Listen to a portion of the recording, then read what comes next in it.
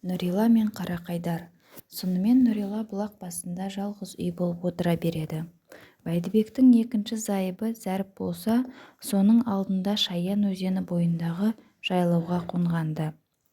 Бір күні Бәйдібек билік жұмысымен Түркістан, Сауран жаққа жол жүріп кеткен болатын.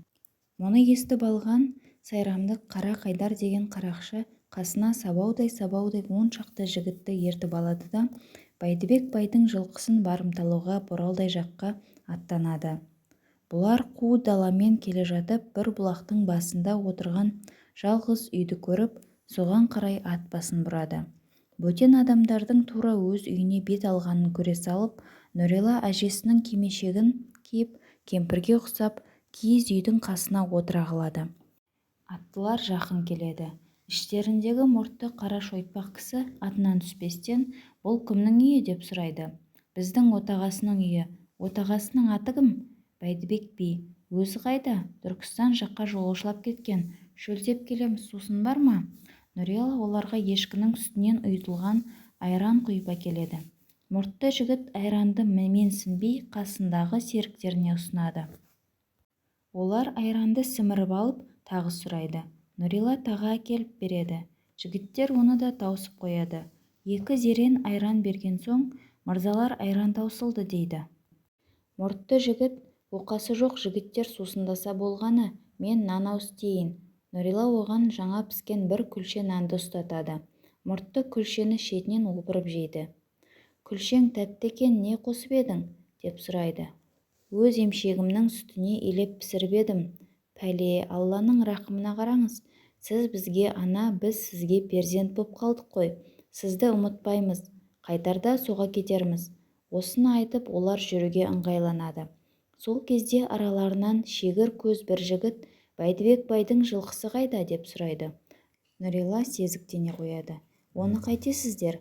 Жылқыға да, жылқышыларға да тимеңіздер. Жолдарыңыз бола қоймас. Әуре болмаңыздар. Менің тілімді алсаңыздар, кейін қайтыңыздар. Алаңғасарлау жігіт, қатынның тілін алған қараң қалады демекші, сен айтқан екен деп, алған бағытымыздан қайта қоймаспыз деп жауап қатады. Әңгіме осымен бітеді де, шақырылмаған қонақтар Бәйдібек байдың жылқысы қайдасың деп тартып отырады. Соның алдында 3 күн 3 түн нөсер жаңбыр жауып, Боралдай өзені тасып жатқан кез еді. Қарақшылар өзенге барса, Боралдай суы кенересінен асып, бұрқырап жатыр екен. Олар өзенді жағалап өткел іздеп біраз әуре сарсаң болады. Таяздау шығыр деп бір жерінен өте берем дегенде, алдынан әлгі алаңғасар жігіттің аты тасқа сөніп, ат-матымен суға құлап ағып кетеді.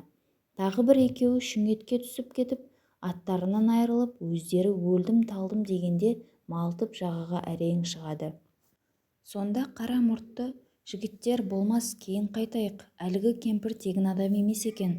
Қайта барып кешірім сұрап ауылымызды тапайық дейді. Атынан айырылған үшеуі өзгелеріне мінгесіп, бәрі Нұрилаға қайтып келеді. Алғашқы келгендегідей емес, бұл жолы бәрі аттарынан түсіп, о қасиетті ана, кешіріңіз. Айтқан тіліңізді алмаймыз деп осынша пәлеге ұшырадық. Бір жігітіміз атымен бірге суға ағып кетті. Үшеуі аттарынан айырылып жаяу қалды. Оң батаңызды беріңіз, елімізге қайтайық дейді. Кішкентай жарықшағын емізіп отырған Нұрила, ендеше қолдарыңды жайыңдар. Құдай оңдасын, әруақ қолдасын. Адал жүріп, адал тұрыңдар. Алдарыңнан жарылқасын, деп оң бата береді.